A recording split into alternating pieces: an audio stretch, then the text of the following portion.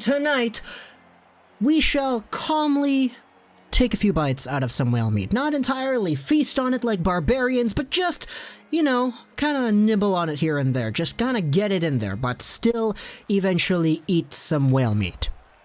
Because that's kind of how I feel about this game. If you remember in Game 1 we had the Tonight We Dine, we feast on whale meat intro. This was a little bit different, a little bit lighter, but still with the same kind of sentiment. Because that's kind of what I felt while watching the Vancouver Canucks and the Vegas Golden Knights play in Game number 3 of their 2020 second round Stanley Cup playoffs matchup.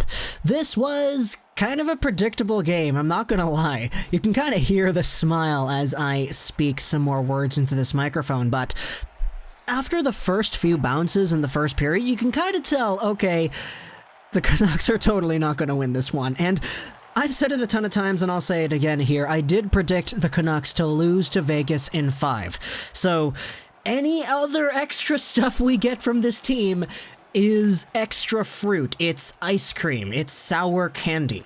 And I don't know about you guys, but I like ice cream and I like sour candy as well. So it's extra flavor for the series. But in my opinion, I did predict the Canucks to lose in 5, so don't expect any Minnesota Wild anger like we saw in Game 1 in that series.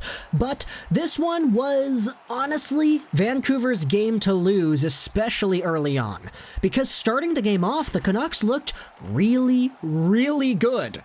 Like, you can tell that they took a 2-day break from the last time they were supposed to play, meaning that in total they had a 4-day break. And immediately right off the puck drop, it looked like you were watching a team that is just coming off of a 4-day break. They were speedy, they were quick, they were going out swinging. But then, Jonathan Marchessault got an early penalty, and this is when we saw probably one of the best performances from the Canucks power play to not score a goal all season. The quick puck passing over there, every pass was like a bullet, from player to player to player, scanning the perimeter, through the crease, up top, shot on goal. Oh my gosh, what a crazy save made by Lehner. The power play looked amazing. And it was so much better than other power plays we've seen where they've scored. It's just that Robin Lehner did his thing and he made a few saves. Even the second unit, they honestly looked pretty okay, and they had themselves some pretty good shots as well. But immediately though, after the Vegas Golden Knights kill off the penalty, oh man, it's a lob right through the center of the ice. It's Alex Tuch in on a minute breakaway. He shoots it, he scores it. Wow, okay. He goes up top. This is the first of 3 goals this game to all beat Jacob Markstrom up high. I'm not going to say that means anything, but I'm just saying they did beat Markstrom in the same sort of area. But Alex Tuch, though, my gosh, what a crazy good snipe. This guy just absolutely knows how to score goals. This is why I was always a fan of Alex Tuch, even before he became a member of the Golden Knights and he was still a prospect on the Wild. But hey, at this point, it's like, okay, no biggie. The Canucks are down by 1. We've seen them come back before, tie games up, and actually still have an impact. It's only a 1-goal game, right? And oh my gosh, Quinn Hughes, what the heck?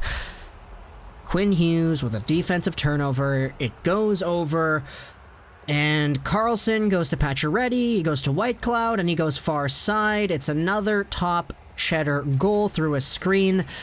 2-0 Vegas. Jacob Markstrom is over here letting in 2 goals a minute 23 apart. He let in 2 goals and 3 shots at this point, and it did not look nice to see. We all knew that this wasn't really Markstrom's fault because all 3 shots that he faced were pretty big, high-danger scoring chances. But still, they're down by 2, and at this point, this is kind of when it clicked into my head, and I was like, okay, there's no way they're going to win this game. I'm sorry, I love this team as much as the next guy, and I cheer for this team every single night, but I'd be lying if I said I thought they were going to win this game. Eventually, though, we did see a few more really nice scoring chances. Tyler Mott made something out of nothing. He got himself a breakaway after blocking a shot. He came in, shot it off the shoulder. The rebound came back to him, and he shot another one wide. Marchessault went to the box a few times. Riley Smith went to the box as well. There was a 5-on-3 for Vancouver where they did not score, although Horvat did have a very nice opportunity off of the tic-tac-toe play. Lehner also makes some very good saves on Elias Pettersson, who goes over for that one-timer. The second power play unit also came out. They got some good shots as well. And the first period ended off with the Canucks leading in shots 16-9. So this is like the first time that the Canucks actually have the edge in shots, because Vegas is just a puck-shooting machine. They always get the puck on net, and we saw that in the second period, because in the second period the shots were 15-7 Vegas. Markstrom had to make some pretty good saves here in this second period. He was a lot busier, and he looked a lot more comfortable. Well, not really comfortable, I don't know if that's the right word to use, because he still made some pretty good saves that were really, really scary to look at, but he still did his job properly. He saved all 15 shots in the second. And the Canucks were looking really clunky in this period. That's the word I'm going to use, clunky. A lot of opportunities to break the puck out. They fan on their passes, a lot of falling down in their own zone, a lot of blocked opportunities too. There were a lot of defensively irresponsible plays made by many Canucks out there on the ice tonight. But it wasn't all doom and gloom, because towards the end of the period, Quinn Hughes, after taking a penalty, steps out of the box. He backhands a puck right through his legs over to Elias Pettersson, who starts up a 2-on-1 with JT Miller. Petey goes over, Miller with a chance, and he shoots it wide. Oh my gosh, that could have brought the Canucks in within one to start off the third period, but no, this is at the end of the second. The Canucks are still down by 2. And it doesn't feel great. It really does not feel great. The Canucks started off period number 3 with a power play, but that was quickly eradicated because there was another too many men call. Yikes, that doesn't feel good to look at either. And then Mark Stone got a power play goal a little bit later. Absolute snipage. Another top cheddar goal where the secret cookies are hidden on Jacob Markstrom. Yeah, that's it. They're kind of done. And from this point on, you can kind of tell that the Canucks were completely out of it afterwards. Late power play for Vancouver they had as well. That didn't do anything. They couldn't get set up. You can just kind of tell that the morale of the entire team was kind of down because they weren't putting in the same mojo. I was kind of personally hoping, okay, if we can get some Maple Leafs Blue Jacket magic, get some 3-0 comeback dust over here, that'd be cool, but obviously I wasn't really biting my tongue for anything like that to happen.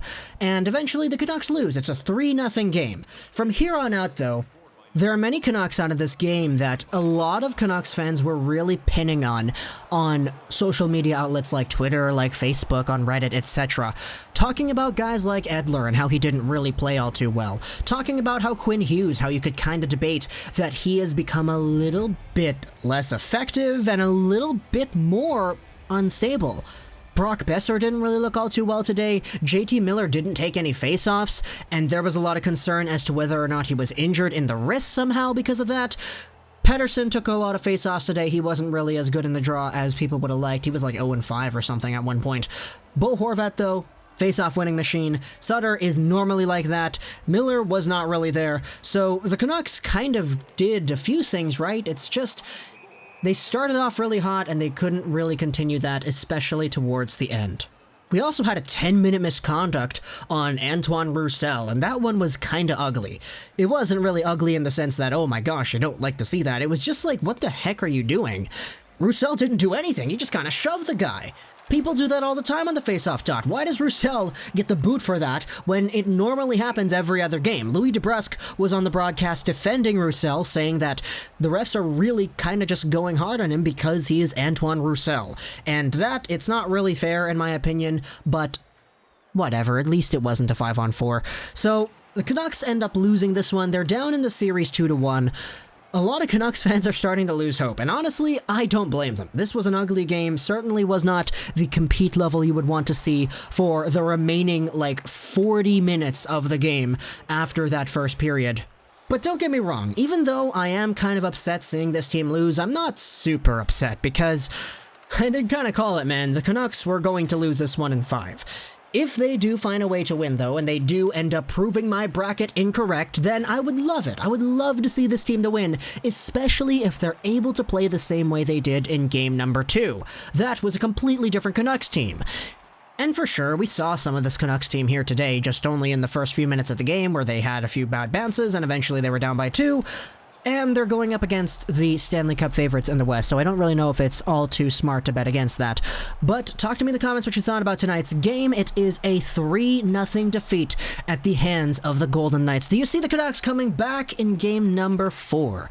I honestly wouldn't be surprised if they came back and they ended up winning a game or two. It's just my bracket says otherwise, so I'm going to stick with that as what I believe is going to be the truth. And until the Canucks break what I have on my format, I think this team is still got a lot more to prove, I would just say. So talk to me in the comments what you think about this game. I hope you enjoyed this video. Share that, Trollus99, and bye.